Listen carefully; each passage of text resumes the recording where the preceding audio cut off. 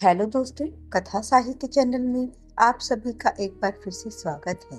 आज हम आपके लिए एक और नई कहानी लेकर हाजिर हुए हैं, जिसका नाम है स्वामी और गणित का सवाल, जिसे आर के नारायण जी के द्वारा लिखा गया है। तो आइए कहानी शुरू करते हैं। स्वामीनाथन अपने पिताजी के कमरे में हाथ में स्लेट और पेंसिल लिए कुर्सी पर बैठा था।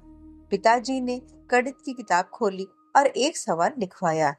राम के पास 10 आम हैं, जिनसे वो 15 आने कमाना चाहता है। किशन को केवल 4 आम चाहिए। किशन को कितने पैसे देने पड़ेंगे? स्वामीनाथन सवाल की तरफ घूरने लगा।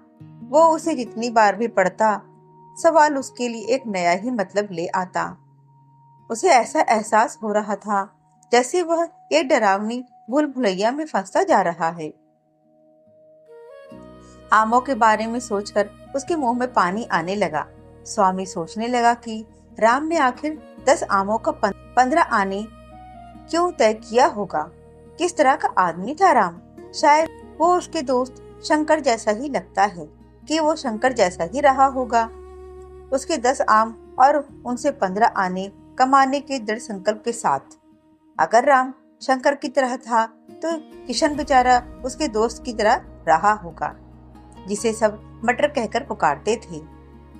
यह सोचकर स्वामीनाथन ने किशन के प्रति जाने क्यों एक दया की भावना उमड़ पड़ी। क्या तुमने सवाल हल कर लिया? पिता ने अखबार के ऊपर से झांकते हुए पूछा। पिताजी, यह बताइए, क्या वे आम पके हुए थे? पिताजी ने थोड़ी देर उसको गौर से देखा और अपनी मुस्कान दबाते हुए बोले, पहले सवाल कर लो, यह मैं तुम्हें बाद में बतलाऊंगा कि फल पके थे या नहीं। स्वामीनाथन अब बहुत ही असहाय महसूस कर रहा था। पिताजी केवल यही बता देते कि राम पके हुए फल बेचने की कोशिश कर रहा था या कच्चे वाले। बाद में पता चलने से उसको इस जानकारी से क्या हासिल होगा भला? उसको विश्वास हो गया कि इस मुद्दे में ही सारे फसाद का हल था। 10 कच्चे आमों के लिए 15 आनों की अपेक्षा करना ही सरासर अन्याय है। पर अगर वो ऐसा कर भी रहा था तो यह राम के व्यक्तित्व को काफी अनुकूल लग रहा था, जिसे स्वामीनाथन अब काफी नफरत की दृष्टि से देखने लगा था और दुनिया की सारी बुराइयां उसमें दिखाई देने लगी थी। पिताजी, मैं यह सवाल नहीं कर सकता। स्वामीनाथन स्लेट को दूर सरकाते हुए बोला। आखिर तुम्हारी समस्या क्या है? क्या तुम सरल अनुपात का एक आसान सा सवाल भी नहीं हल कर सकते? हमें स्कूल में इस तरह की चीजें नहीं सिखाई जाती। चलो स्लेट इधर लाओ, मैं तुमसे ही जवाब निकलवाऊंगा। स्वामीनाथन उत्सुकता के साथ इस चमत्कार की प्रतीक्षा करने लगा। पिताजी ने सवाल को क्षण भर के लिए निहारा और स्वामीनाथन से पूछा, 10 आमों का दाम क्या होगा?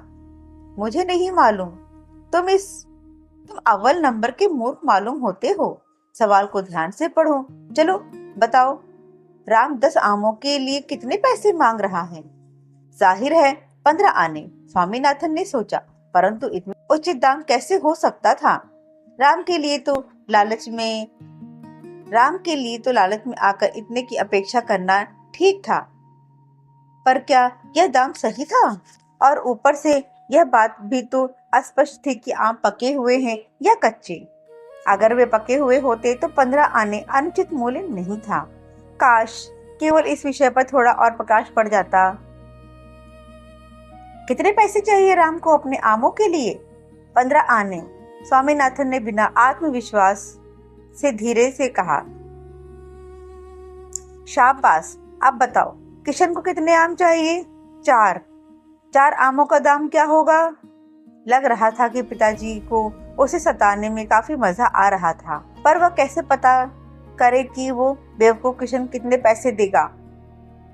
देखो लड़के, मेरा मन तो कर रहा है कि तुम्हें पेट दूं। क्या भूसा भरा है तुम्हारे दिमाग में? 10 आमों का दाम अगर 15 आने हैं तो एक आम का दाम क्या होगा? चलो जल्दी बताओ। अगर नहीं बताओगे तो? उन्होंने स्वामीनाथन का कान पकड़ा और उसे हल्के से मरोड़ा। स्वामीनाथन बेचारा तो अपना मुंह इसलिए नहीं खोल पा रहा था क्योंकि उसे इस बात का कतई भी इल्म न था कि सवाल का जवाब आखिर है कहाँ। जोड़ में, घटा में, गुड़ा में या भाग में। जितना समय वो हिचकने में लगा रहा था उतना ही उसके कान पर जोर बढ़ता जा रहा था। अंत में भौवे ताने हुए पिताजी को जवाब में अपने लड़के से एक सिसकी ही सुनाई दी। मैं तुम्हें तब तक नहीं छोड़ूंगा जब तक तुम मुझे यह नहीं बताओगे कि एक आम का दाम क्या होगा अगर 10 का दाम 15 आने हैं तो। क्या हुआ है पिताजी को? स्वामीनाथन अपनी आंखें झपकाता रहा। आखिर ऐसी जल्दी भी क्या थी दाम पता लगाने की? खैर फिर भी अगर उन्हें इतना ही उतावलापन था तो उसे परेशान करने के बजाय जाकर पता लगा लेते। दुनिया के सारे राम और किशनों का आम की बेतुकी संख्याओं और पैसों के भाग के साथ अंतहीन लेन देन अब काफी विभत्स हो रहा था। पिताजी ने अपनी हार स्वीकार करते हुए ऐलान किया, एक आम का दाम है 15/10 आने। अब इसे हल करो। यहाँ स्वामीनाथन गणित की सबसे पेचीदा खाइयों की तरफ ले जाया जा रहा था, यानी भिन्न संख्याओं के आधार पर सोचने के लिए उसे मजबूर किया जा रहा था। पिताजी लाओ मुझे स्लेट दो, मैं अभी पता लगाता हूँ। उसे दिमाग लगाया और 15 मिनट पश्चात यह पता लगाया, एक आम का दाम है 3/2 आने। उसे किसी भी क्षण गलत साबित होने की पूरी संभावना लग रही थी, परंतु पिताजी बोले, बहुत अच्छे, अब इसे और आगे हल करो। उसके बाद तो सब कुछ बहुत सहज हो गया।